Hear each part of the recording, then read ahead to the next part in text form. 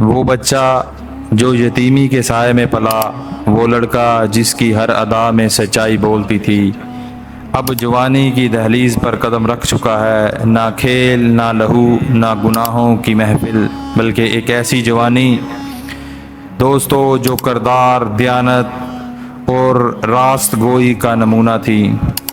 مکے کے بازاروں میں لوگ جب کسی پر بھروسہ نہ کر پاتے تو ایک ہی نام لیا جاتا، وہ محمد الرسول اللہ بنت عبداللہ ہیں۔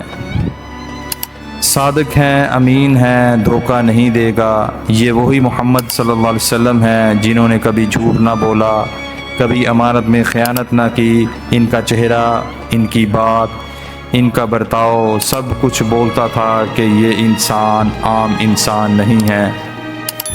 دوستو ان دنوں حضرت خدیجہ رضی اللہ تعالی عنہ مکہ کی ایک باوقار، مالدار اور سمجھدار خاتون تھی۔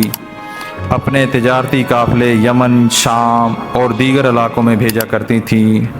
جب انہوں نے محمد الرسول اللہ صلی اللہ علیہ وسلم کی دیانت اور سچائی کے قصے سنے تو اپنا تجارتی قافلہ ان کے سپرد کرنے کا فیصلہ کیا۔ دوستو حضرت خدیجہ رضی اللہ تعالی عنہ نے اپنے غلام میسرہ کو بھی ساتھ روانہ کیا۔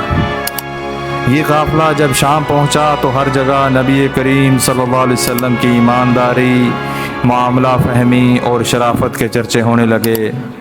دوستو میسرہ نے حضرت خدیجہ کو واپس جا کر بتایا، میں نے ایسا شخص پہلے کبھی نہیں دیکھا۔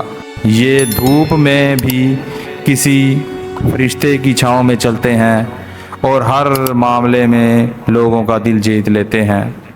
دوستو حضرت خدیجہ کا دل مطمئن ہو گیا۔ انہوں نے اپنے دل کا پیغام نبی کریم صلی اللہ علیہ وسلم تک پہنچایا۔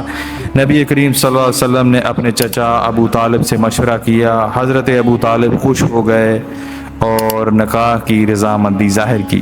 یوں 25 سال محمد صلی اللہ علیہ وسلم اور 40 سالہ حضرت خدیجہ رضی اللہ تعالیٰ عنہ کا نکاح ہوا۔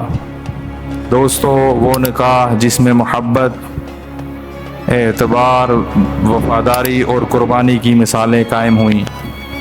حضرت خدیجہ رضی اللہ تعالیٰ عنہ ہی وہ عظیم خاتون تھیں جنہوں نے نبی کریم صلی اللہ علیہ وسلم کی پہلی وحی پر انہیں تسلی دی، ہر دکھ میں ان کا ساتھ دیا، اپنے مال کو اسلام کے لیے وقف کر دیا اور سب سے پہلے ایمان لائیں۔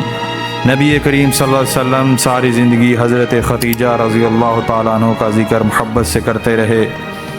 یہی وہ دوستو رشتہ تھا جس میں نبوت سے پہلے کی عظمت اور نبوت کے بعد کی قربانی شامل تھیں۔ اب وہ وقت قریب آ رہا ہے جب نبی کریم صلی اللہ علیہ وسلم کو غار حرا میں پہلی وحی ملے گی، جب وحی کا پہلا لفظ نازل ہوگا، اقرأ، پڑھو اپنے رب کے نام سے، اور یوں دنیا کی سب سے عظیم کتاب قرآن المجید کا نزول شروع ہوگا۔